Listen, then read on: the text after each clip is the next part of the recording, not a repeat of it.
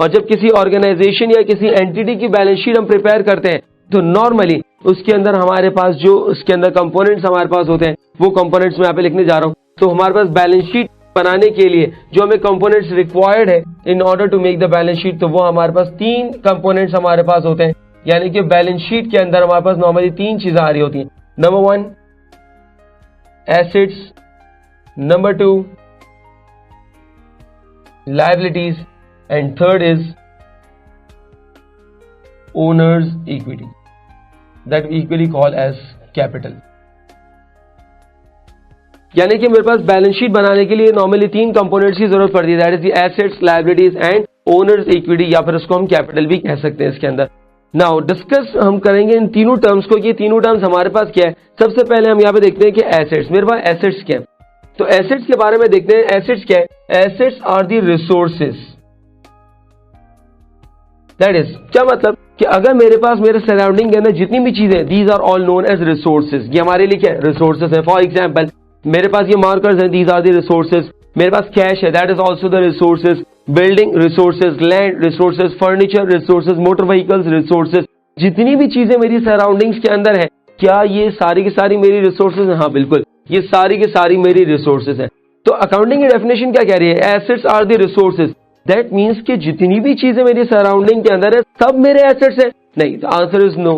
क्यों? क्योंकि वो रिसोर्सेज जो अवेलेबल है वो मेरे एसेट्स नहीं है। हाँ, बट वो रिसोर्सेज जिनके ऊपर ये 2 कंडीशंस अप्लाई हो जाए। क्या? Number 1, the resources which are owned and controlled by the organisation.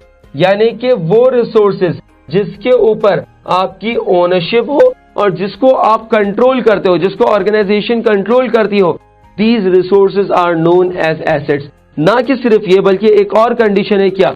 Own and control के साथ एक और चीज कि इट इज एक्सपेक्टेड, ये एक्सपेक्टेड है। क्या एक्सपेक्टेड है? दैट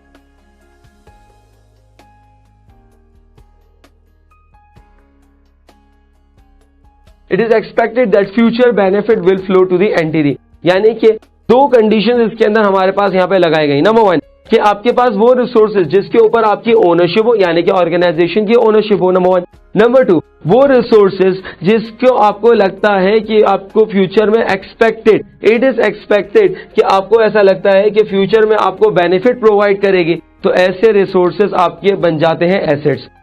सर अब एक बात कि बेनिफिट किस फॉर्म में? तो बेनिफिट के बारे में एक चीज याद रखिएगा कि बेनिफिट में either be in a cash form और अ नॉन कैश फॉर्म। जैसे कि फॉर एग्जांपल अभी हम एसेट्स की कुछ एग्जांपल्स को डिस्कस करेंगे। एक एग्जांपल है हमारे पास फर्नीचर। नॉर्मली फर्नीचर को जब मैं यूज कर रहा हूं तो मुझे कोई फिजिकल कैश बेनिफिट नहीं हो रहा, ऐसे ही मेरे पास उससे मैं कोई फिजिकल कैश का बेनिफिट नहीं ले रहा। हाँ, ऑल्दो मैं इसको यूज करके कोई ना कोई बेनिफिट जरूर ले रहा हूं। So that is known as non cash benefit.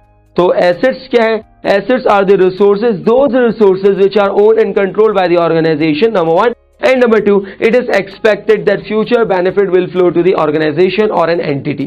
तो ये हमने एसेट्स की डेफिनेशन यहाँ पे छोटी सी देखी। अब एसेट्स की कुछ फर्दर क्लासिफिकेशन है।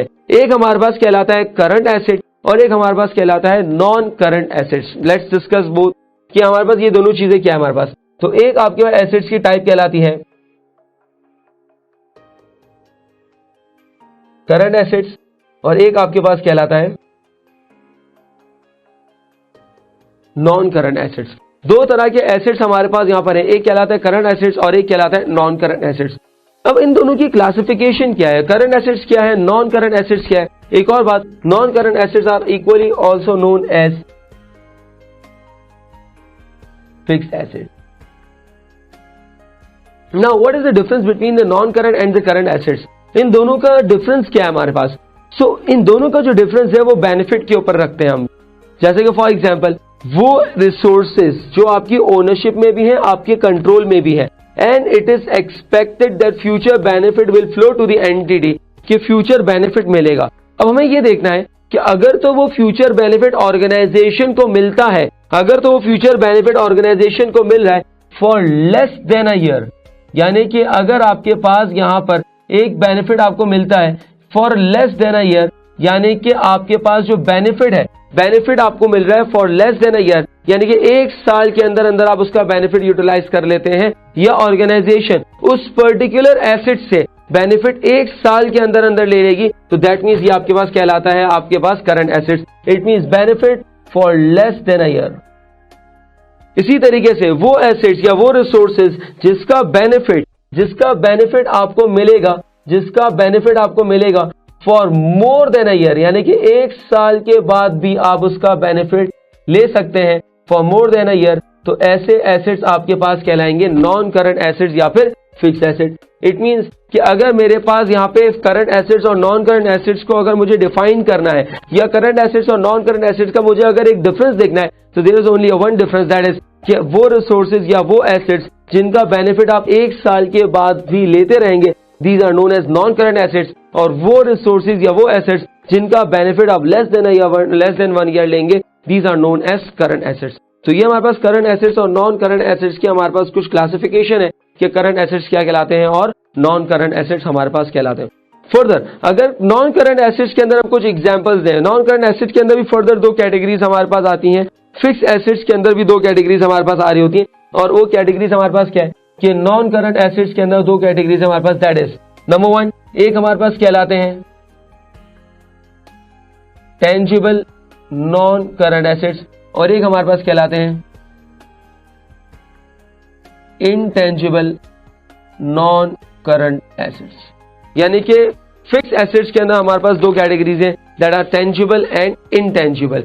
टेंजिबल मींस, टेंजिबल का क्या मतलब है, तो टेंजिबल नॉन करंट एसेट का मतलब है दैट आर वो नॉन करंट एसेट्स जो कि विजिबल है, that can be touch and that can be seen. यानी कि टेंजिबल फिक्स एसेट्स के बारे में देखें तो ये आपके पास एक ऐसे एसेट्स हैं जो आपके पास विजिबल है, जिसको हम देख सकते हैं, जिसको हम छू सकते हैं। इसी तरीके से अगर इनटेंजिबल नॉन करंट एसेट की बात करूं तो ये वो एसेट्स होते हैं दैट आर इनविजिबल, जो आपके पास दिखाई नहीं देते लेकिन वो एग्जिस्ट करते हैं।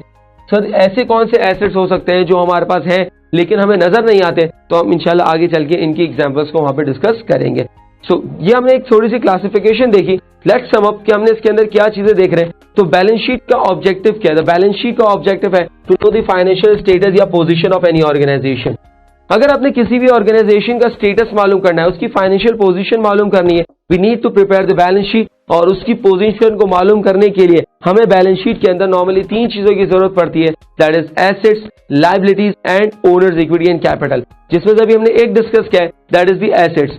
एसेट्स क्या है? एसेट्स आर द रिसोर्सेज, वो रिसोर्सेज जो आप ओन करते हैं, यानी कि ऑर्गेनाइजेशन उन रिसोर्सेज को ओन करती है। और डेफिनेटली जब आप किसी चीज को आप ओन करते हैं तो उस चीज का कंट्रोल आपके पास ऑटोमेटिकली आ जाता है। नंबर 2, उन रिसोर्सेज का जो बेनिफिट है आप उससे बेनिफिट गेन करेंगे। Future economic benefits are associated.